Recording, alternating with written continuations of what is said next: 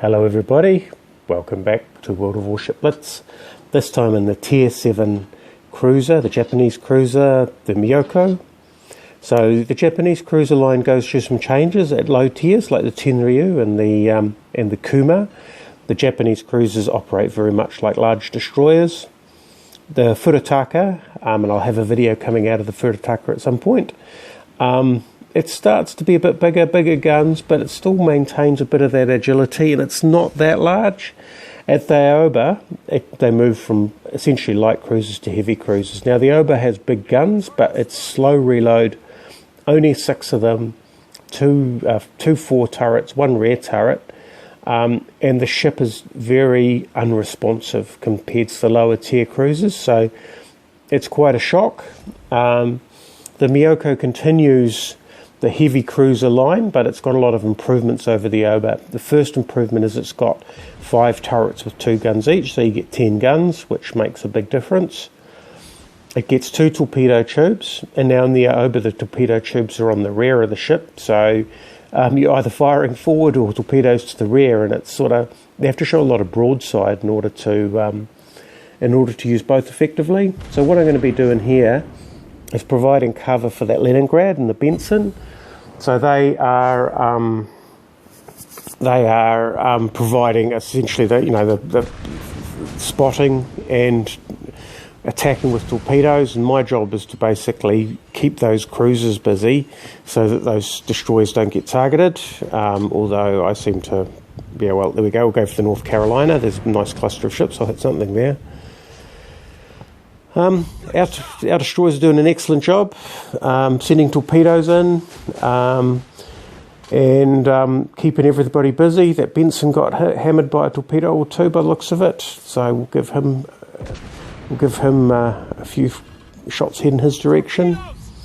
And what I'm trying to do here is light fires. Now I am getting attacked back. I'm getting focused on the largest ship that's sort of ahead of these guys, so I am getting a lot of their attention, although it's being split between me and these quickly dodging destroyers. Here's the Fiji back for a bit more attention, so we fire at him. He's probably our main threat to those destroyers, because basically if he gets his targeting, and if he works out if he gets his sort of range sorted, then those destroyers could be in for a lot of trouble.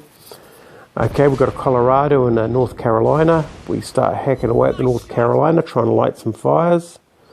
Now, if they fire at me, which they're doing, then they're actually not firing out on the far side, so that's actually drawing their fire away from our main base.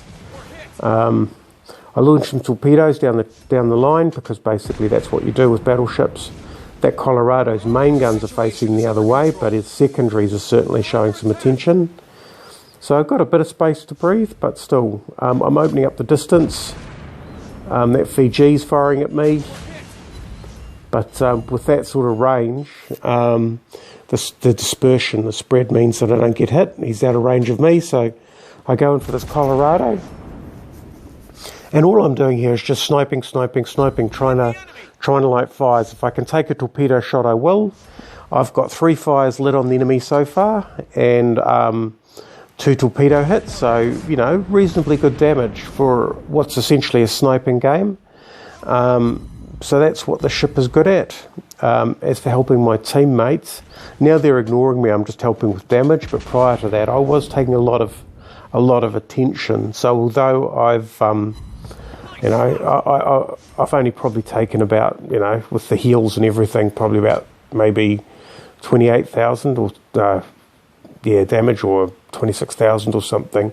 A lot of shots landed in the water around my ship, so there's been quite a lot of support there. So firing at range, especially against ships with bad dispersion, like battleships, and especially German battleships, that's the way you can really help your team, is by lighting fires on those brawlers and drawing their attention away from the main fleet.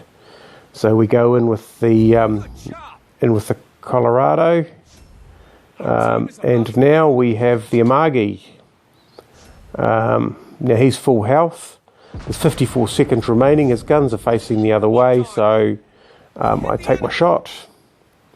and we land a bunch of HE on him. I possibly could choose AP at this point. Now what I'm doing is I'm firing behind him because I know he's going in reverse, and then when I look at the next torpedo, those would miss, except he's not going in reverse for long enough. Now because he's accelerating presumably to dodge the next batch, I'll put it in front of him, but he's accelerated back into my previous torpedo salvo. However, it was at the extreme range. Now I've managed to light 2 fires on this guy, get some flooding going. Obviously his damage control kit's not doing any, is run out. So I fire again, last shot of the game, light another fire, total of 7 fires, 5 torpedo hits and 1 flooding. The Miyoko can do damage. It is fragile, so if you get focus fired, if you go out the front, you will have very short games. So that's why it's not really my style. It's not a DD hunter. So for that we got the Nameless Hero, which means that we got the highest damage without sinking anything. And as you'll see from the next scores, 129 hits at range. That's pretty good. So a lot of fire and flooding damage there. So the Miyoko, if you're into that style of play, fantastic ship, recommend it. Thanks for watching.